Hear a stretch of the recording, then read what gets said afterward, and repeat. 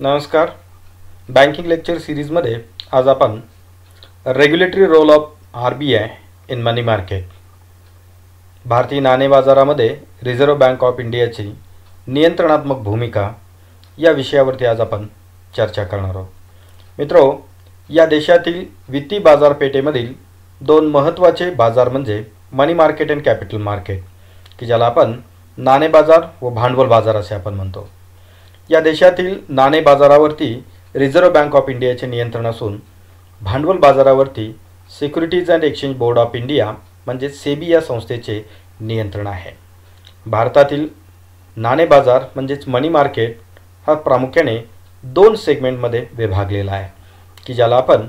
Organised मनी market व unorganised मनी market म्हणजेच संघटित नाणे बाजार व असंघटित नाणे बाजार असे आपण त्या ठिकाणी म्हणतो. या दोन्ही नाणे बाजारामध्ये जर आपण पाहिलं तर ज्यामध्ये ऑर्गनाइज्ड मनी मार्केटमध्ये nationalised banks, private banks, cooperative banks, insurance companies, mutual fund companies, investment companies यासारख्या वेगवेगळ्या प्रकारच्या बँकिंग व नॉन बँकिंग फायनान्शियल कंपनीज यांचा समावेश होतो, की ज्या रिझर्व्ह बँक ऑफ इंडिया व त्याचबरोबर त्या क्षेत्रातील रेग्युलेटरी अथॉरिटीकडून या पूर्णपणे रेग्युलेट केल्या जात असतात. मात्र अनऑर्गनाइज्ड मनी मार्केटमध्ये मनी लेंडर, लँडलॉर्ड, ट्रेडर्स, निधी किंवा VC, चीट फंड्स, सराफ यासारखे अनेक वेगवेगळ्या प्रकारचे घटक की ज्यांच्यावरती रिझर्व्ह बँक ऑफ इंडिया किंवा या देशातील उच्चस्तरीय संस्थांचे पूर्णपणे नियंत्रण त्या ठिकाणी नाही आहे आणि म्हणून याला आपण अनऑर्गनाइज्ड मनी मार्केट असे म्हणतो. या देशातील संपूर्ण नाणे बाजाराचे नियंत्रण करण्याची जबाबदारी ही रिझर्व्ह बँक ऑफ इंडियाने स्वीकारलेली आहे. यामध्ये जर आपण प्रामुख्याने पाहिले तर चार वेगवेगळ्या सेगमेंटमध्ये आपण या रेग्युलेटरी रोलचे विभाजन हे करू शकतो. ज्यामधील पहिला महत्त्वाचा रोल म्हणजे फायनान्शियल मार्केट इन्फ्रास्ट्रक्चर रेग्युलेशन, की ज्यामध्ये रिझर्व्ह बँक ऑफ इंडिया या मनी मार्केटला आवश्यक असणारे जे वेगवेगळ्या प्रकारचे फायनान्शियल मार्केट इन्फ्रास्ट्रक्चर आहे, की ज्या वित्तीय बाजाराशी संबंधित असणाऱ्या आवश्यक असणाऱ्या वेगवेगळ्या प्रकारच्या पायाभूत सुविधा आहेत, या सुविधांचं नियंत्रण करण्याची जबाबदारी रिझर्व्ह बँक ऑफ इंडिया पार पाडत आहे. की ज्यामध्ये आपण प्रामुख्याने विचार केला तर त्यामध्ये RTGS म्हणजेच real time gross settlement system, की ज्या RTGSच्या माध्यमातून अनेक वेगवेगळ्या प्रकारच्या निधीची गुंतवणूक करण्यासाठी आवश्यक असणारे फंड्स हे रेमिट किंवा ट्रान्सफर करण्याची प्रोसेस ही RTGSच्या माध्यमातून विविध प्रकारच्या बँकिंग संस्था या करत असतात. या RTGSच्या अनुषंगाने आवश्यक असणाऱ्या कायदेशीर तरतुदी या रिझर्व्ह बँक ऑफ इंडियाने केलेल्या असून रिझर्व्ह बँक ऑफ इंडियाने RTGS प्रोसिजरल गाईडलाईन्स या जारी केलेल्या आहेत, की ज्या गाईडलाईनच्या अनुषंगाने या नाणे बाजाराबरोबरच इतर सर्वसाधारण प्रकारच्या वित्तीय ट्रान्सफरच्या सेवा या RTGS गाईडलाईनच्या अनुषंगाने या परफॉर्म केल्या जात असतात. त्याचबरोबर सर्वात महत्त्वाचा भाग म्हणजे सिक्युरिटी सेटलमेंट सिस्टम, की ज्याला आपण SSS असे आपण म्हणतो. या देशातील नाणे बाजारामध्ये ज्या वेगवेगळ्या प्रकारच्या सिक्युरिटीज सेल अँड परचेस केल्या जात असतात किंबहुना रिसेल किंवा रिपर्चेस केल्या जात असतात, की त्याची देवाणघेवाण करण्यासाठी व त्याची सेटलमेंट करण्यासाठीची जी यंत्रणा असते त्या यंत्रणेला सिक्युरिटी सेटलमेंट सिस्टम असे म्हटले जाते, की ज्याचे नियंत्रण करण्याची जबाबदारी ही रिझर्व्ह बँक ऑफ इंडियाच्या नियंत्रणाखाली ही पार पाडत असते. त्याचबरोबर clearing corporation of India limited, की ज्या CCIL या संस्थेची स्थापना 2001 मध्ये त्या ठिकाणी झालेली आहे. ही संस्था प्रामुख्याने securities segment covering in government securities, की ज्यामध्ये वेगवेगळ्या प्रकारच्या ज्या शासकीय रोख्यांची जी खरेदी विक्री असते किंवा त्याची देवाणघेवाण असते, त्याचबरोबर ज्या कोलॅटरलाइज बॉरोविंग्स अँड लेंडिंग ऑब्लिगेशन्स, की ज्याला CBLO आपण म्हणतो, की अशा प्रकारच्या ज्या सिक्युरिटीज आहेत की त्या संदर्भातील देवाणघेवाणीची व्यवस्था असेल. त्याचबरोबर जिथे परकीय चलनांची देवाणघेवाण किंवा एक्सचेंजची व्यवस्था असते, की ज्याला आपण फॉरेक्स सेटलमेंट सेगमेंट असे म्हणतो, या तिन्ही सेगमेंटमध्ये काम करणारे clearing corporation of India limited या संस्थेवरती देखील रिझर्व्ह बँक ऑफ इंडियाचे हे त्या ठिकाणी नियंत्रण असल्याचे आपणास दिसून येईल. त्याचबरोबर रिझर्व्ह बँक ऑफ इंडियाने विविध प्रकारच्या शासकीय रोख्यांची खरेदी विक्री करण्याकरिता एक ऑनलाईन ऑर्डर मॅचिंग सिस्टम ही त्या ठिकाणी सुरू केलेली आहे, की ज्याला आपण negotiated dealing system and order matching system असे आपण म्हणतो, की ज्याला NDSOM असे त्या ठिकाणी म्हटले जाते. ही सिस्टम देखील रिझर्व्ह बँक ऑफ इंडियाच्या नियंत्रणाखाली ही कार्यरत असल्याचे आपणास दिसून येईल. जसे या नाणे बाजारामध्ये ज्या वेगवेगळ्या प्रकारच्या सिक्युरिटीची देवाणघेवाण करण्याची जी व्यवस्था आहे, की ज्याला ऑर्डर मॅचिंग सिस्टम असे आपण म्हणू शकतो, ही ऑर्डर मॅचिंग सिस्टम ऑनलाईन पद्धतीने रन करण्याची जबाबदारी ही रिझर्व्ह बँकेच्या नियंत्रणाखाली ही पार पाडली जात आहे. त्याचबरोबर या देशातील पेमेंट सिस्टमवरती नियंत्रण ठेवण्याकरिता रिझर्व्ह बँक ऑफ इंडियाने पेमेंट अँड सेटलमेंट ॲक्ट 2007 या कायद्यातील तरतुदीनुसार विविध प्रकारची नियंत्रणात्मक व्यवस्था किंवा पर्यवेक्षणाची जबाबदारी पार पाडण्याकरिताची व्यवस्था ही RBIने निर्माण केलेली आहे. त्याकरिता स्वतंत्र सेल त्या ठिकाणी कार्यरत असून या देशातील सर्व वेगवेगळ्या पेमेंट सिस्टमबरोबरच या नाणे बाजारामध्ये होणारे देवाणघेवाण किंवा पेमेंट अँड सेटलमेंट सिस्टम जे आहेत की त्याच्यावरती देखील नियंत्रण ठेवण्याचे काम ही रिझर्व्ह बँक ऑफ इंडिया करत आहे. त्याचबरोबर या देशातील ज्या पेमेंट सिस्टम्स आहेत की त्यांना ॲथोरायझेशन देण्याची जबाबदारी देखील ॲज अ रेग्युलेटर म्हणून किंवा फायनान्शियल इन्फ्रास्ट्रक्चरची रेग्युलेटर म्हणून रिझर्व्ह बँक ऑफ इंडियाच्या माध्यमातून ही पार पाडली जात आहे. ही एक महत्त्वाची जबाबदारी आहे की जे मनी मार्केटला आवश्यक असणारे जे वेगवेगळ्या प्रकारचं फायनान्शियल इन्फ्रास्ट्रक्चर आहे हे फायनान्शियल इन्फ्रास्ट्रक्चर रेग्युलेट करण्याकरिता ही व्यवस्था RBIकडे आहे. त्याचबरोबर regulation and supervision of trade repositories ज्या अनेक वेगवेगळ्या प्रकारच्या ट्रेड रिपॉझिटरीज या मनी मार्केटशी संबंधित आहेत की ज्यामध्ये प्रामुख्याने reporting mechanism for the all over the counter interest rate transactions, reporting mechanism for all the over the counter forex derivative transactions, framework for regulation and supervision या तिन्हीच्या माध्यमातून रिझर्व्ह बँक ऑफ इंडिया या या देशातील मनी मार्केटमधील ज्या trade repositories आहेत की ज्या प्रामुख्याने वेगवेगळ्या गव्हर्नमेंट सिक्युरिटीचे ओव्हर दी काउंटर एक्सचेंजच्या पद्धतीने देवाणघेवाण करत असतात की ज्यामध्ये प्रामुख्याने इंटरेस्ट रेट ट्रान्झॅक्शन्स असतील किंवा फॉरेक्स डेरिव्हेटिव्ह ट्रान्झॅक्शन्स असतील की यावरती देखरेख ठेवण्याकरिता एक reporting mechanism system reserve Bank of इंडियाने ही सुरू केलेली आहे. या रिपोर्टिंग मेकॅनिझम सिस्टमच्या माध्यमातून की विशिष्ट कालविहित पद्धतीने की या संपूर्ण संस्थांना झालेल्या व्यवहाराचे reporting reserve Bank of India करणे हे आवश्यक असते. या रिपोर्टिंगच्या माध्यमातून देखील हे नियंत्रण रिझर्व्ह बँक ऑफ इंडिया ठेवत असते.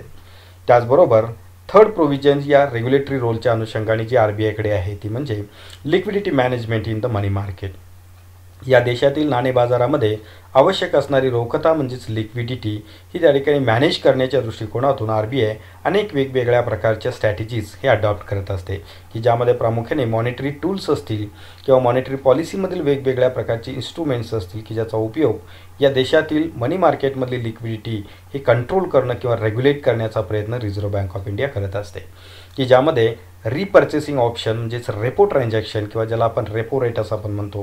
की शासकीय कर्ज रोख्यांची पुनर्विक्री करण्याकरिता त्याचबरोबर पुनर्खरेदी करण्याकरिता जे वेगवेगळ्या प्रकारचे रेट अनाऊन्स केले जातात की ज्याला आपण रेपो रेट आणि रिव्हर्स रेपो रेट असं आपण म्हणतो. या दोन्ही रेटच्या माध्यमातून मार्केटमधील लिक्विडिटी आवश्यकतेप्रमाणे वाढवणे त्याचबरोबर आवश्यकतेप्रमाणे ती कमी करण्याची जबाबदारी ही Reserve Bank of India as a regulator म्हणून मनी मार्केटची रेग्युलेटर म्हणून यामध्ये करत असते. रेपो आणि रिव्हर्स रेपो ट्रान्झॅक्शनच्या अनुषंगाने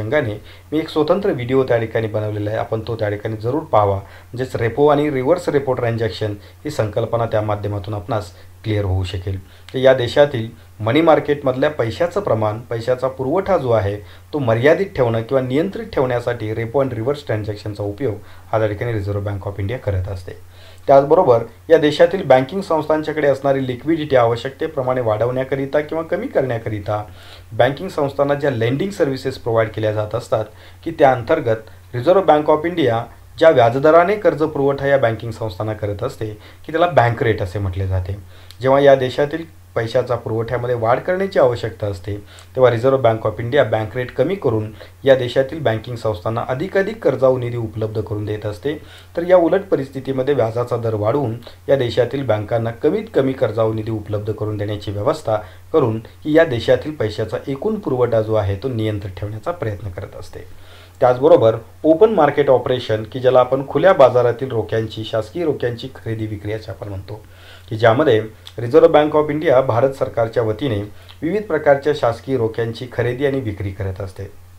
जेव्हा या देशातील पैशाच्या पुरवठ्यामध्ये मनी मार्केटमधील पैशाचा पुरवठा जो आहे तो गरजेपेक्षा जास्त मोठ्या प्रमाणात वाढलेला असतो अशा परिस्थितीमध्ये reserve Bank of India Bharat सरकारच्या वतीने शासकीय कर्ज रोख्यांची विक्री करून या देशातील बँका वित्तीय संस्था व सर्वसामान्य जनतेकडील पैसा हा त्या ठिकाणी काढून घेण्याचं काम करत असते. तर या उलट परिस्थितीमध्ये म्हणजे जेव्हा देशातील पैशाचा पुरवठा हा गरजेपेक्षा कमी झालेला असतो अशा परिस्थितीमध्ये पूर्वी केव्हा तरी रिझर्व्ह बँकेने विकलेल्या शासकीय कर्ज रोख्यांची RBI पुनर्खरेदी करत असते व त्यावरती लागू असणाऱ्या व्याजाची रक्कम व मुद्दल हे त्या ठिकाणी गुंतवणूकदारांना परत दिले जात असते, की ज्यामुळे अर्थव्यवस्थेमधील पैशाच्या पुरवठ्यामध्ये वाढ होण्यासाठी मदत होत असते, की ज्यामुळे मनी मार्केटमधील लिक्विडिटी मॅनेजमेंट हे त्या ठिकाणी रिझर्व्ह बँकेला करता येणे शक्य होते. तर अशाही प्रकारची उपाययोजना ॲज अ रेग्युलेटर म्हणून रिझर्व्ह बँक ऑफ इंडिया करत असते. त्याचबरोबर regulation and supervision of sub markets, या इंडियन मनी मार्केटमध्ये अनेक वेगवेगळ्या प्रकारचे सब मार्केट्स आहेत, की ज्यामध्ये प्रामुख्याने कमर्शियल बिल मार्केट, की ज्याला आपण व्यापारी बिल मार्केट असं आपण म्हणतो, किंवा ज्याला हुंडी बाजार असे देखील म्हटले जाते. त्याचबरोबर सर्टिफिकेट्स ऑफ डिपॉझिट मार्केट असेल, कमर्शियल पेपर मार्केट आहे, कॉल मनी मार्केट आहे, त्याचबरोबर ट्रेझरी बिल मार्केट आहे, की ज्याला आपण कोशागार हुंडी बाजार असे देखील म्हणतो. या विविध प्रकारच्या बाजारामध्ये कोणत्या प्रकारच्या संस्थांना वेगवेगळ्या प्रकारच्या गुंतवणुकीसाठी त्या ठिकाणी परवाना द्यावायचा आहे, त्याचबरोबर त्यासाठीचे आवश्यक असणारे क्रायटेरिया ठरवणं असेल, बिल मार्केटमधले पार्टिसिपेंट्स म्हणजे बँकिंग व नॉन बँकिंग इन्स्टिट्यूशनचं कंट्रोलिंग असेल, त्याचबरोबर सर्टिफिकेट्स ऑफ डिपॉझिट्स इश्यू करण्याबाबतची नियमावली असेल, त्यासाठीची पात्रता असेल, या सर्व बाबी त्या ठिकाणी रिझर्व्ह बँक ऑफ इंडिया निर्धारित करत असते व आवश्यकतेनुसार त्याच्या नियमावलीमध्ये विविध प्रकारे बदल देखील करत असते. व्यापारी पत्रे म्हणजेच कमर्शियल पेपर्स, की जे वेगवेगळ्या प्रकारच्या खाजगी संस्था व नॉन बँकिंग फायनान्शियल कंपनीज आहेत, की ज्यांना कमर्शियल पेपरच्या माध्यमातून ज्यांना फंड्स उभे करावयाचे आहेत, अशा संस्थांच्यासाठीचे रूल्स डिसाईड करणे, त्यासाठीचे वेगवेगळे क्रायटेरिया निर्माण करणे व आवश्यकतेनुसार त्यामध्ये अपडेशन करणे, ही जबाबदारी ॲज अ रेग्युलेटर म्हणून रिझर्व्ह बँक ऑफ इंडिया पार पाडत असते. विशेषत्वाने नाणे बाजारामध्ये किंवा मनी मार्केटमध्ये कॉल मनी मार्केट हा एक अत्यंत महत्त्वाचा बाजार असतो, की ज्यामध्ये कॉल मनी मार्केट, त्याचबरोबर नोटीस मनी व टर्म मनी या 3 महत्त्वाच्या संकल्पना त्याच्यामध्ये येत असतात, की ज्यामध्ये इंटरबँक लोन मार्केट हा देखील एक महत्त्वाचा बाजार असतो. तर अशा या कॉल मनी मार्केटमधील व्याजदर निर्धारणाच्या बाबतीमध्ये असेल, ट्रेड सेटलमेंटच्या दृष्टिकोनातून असेल, त्याचबरोबर डिमांड फुलफिलमेंटच्या अनुषंगाने असेल, अनेक वेगवेगळ्या प्रकारच्या लीगल प्रोव्हिजन्स या रिझर्व्ह बँक ऑफ इंडियाच्या माध्यमातून केल्या जात असतात.